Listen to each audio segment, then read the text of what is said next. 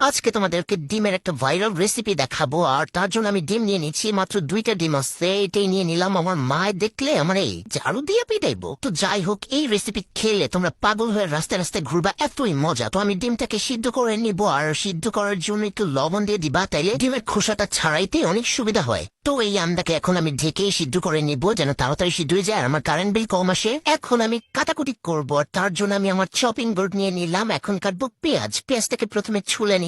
নখ বড় থাকার সুবিধা দেখছো, এই যে নখের সাহায্যে আমি আমার পেঁয়াজটাকে ছুলে নিচ্ছি। আমার কোনো বোটের দরকার হয় না, কোনো ছুরির দরকার হয় না। এখন এই পেঁয়াজটাকে ছুরির সাহায্যে গ্যাচান গ্যাচান করে কুচি কুচি কুচি কুচি করে নিব। ওরে শালার, একটা পেঁয়াজ কাটতে আমার যে কতক্ষণ লাগতেছে, মানে আমার এত সময় লাগলে কেমনি হবে, আমি কখন খাবো? হ্যাঁ, ফাইনালি আমি একটা পেঁয়াজ কাটতে পেরেছি। এখন আমি একটা বাটিতে নিয়ে নিচ্ছি, একটা কাচের সুন্দর বাটিতে নিয়ে নিবা। এখন ঘ্যাচান ঘ্যাচান করে আমি লাল কালার একটা টমাটো কেটে নিব।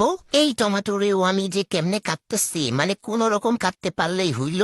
তো যাই হোক, টমাটোরটাকেও এখন আমি সুন্দর বাটিতে নিয়ে নেব। ওয়েট গাইস, আমার কাটাকাটি এখনো শেষ হয় নাই। আমি এখন মরিচ কাটছি। হ্যাঁ, মরিচ, এই যে কুচি কুচি কুচি কুচি করে মরিচ কেটে নিচ্ছি। একটা দিয়ে মনের মতো ঝাল হবে না, তাই আরেকটা নিয়ে নিলাম মরিচ। ইচ্ছা মতো কুচি কুচি করে কেটে নিচ্ছি। এখন মরিচটাকেও সুন্দর বাটিতে নিয়ে নিচ্ছি। আর লাগবে ধনিয়া পাতা। ধনিয়া পাতা না দিলে তো হবেই না, এটাকে দিলে অনেক মজা লাগবে, তাই দিয়ে নিব।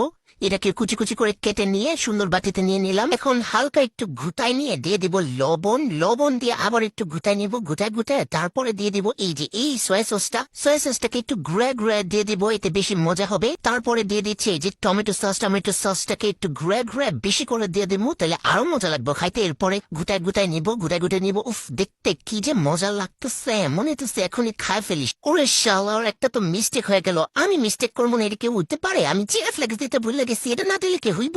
আচ্ছা, চিলি ফ্লেক্স দিয়ে নিলাম এখন। এই তো এবার ঠিক আছে। এইদিকে আন্ডাগুলো সিদ্ধ হয়ে গিয়েছে। এখন আমি পাতিলের মধ্যে বাইরে এবারে আন্ডাগুলোর খোসা ছাড়িয়ে নিব। দেখছো কি সুন্দর খোসা চলে আসতেছে? এটা হয়েছে লবণের কারণে। সো লবণ দিয়ে দিবা সিদ্ধ করার সময়। এখন আন্ডাগুলোর মাগ ফিরাত কামনা করো সবাই, কারণ তাদের মাঝখান দিয়ে আমি ছুরি বসাই দিতেছি।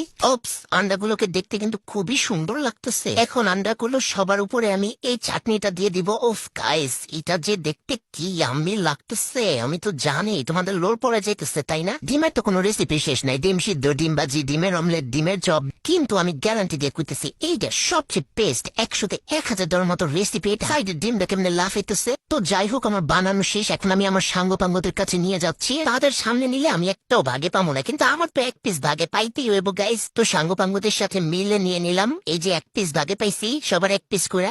তো খাইতেছি আর ভাবতেছি এটা আমি বানাইছি। আমি এত বড় শেফ হইলাম কবে? অনেক মজা গাইস, অনেক মজা। তোমরাও এটা ট্রাই করে খাইও। হ্যাঁ, আর যাওয়ার আগে আমার লাইক কমেন্ট শেয়ার দিতে কিন্তু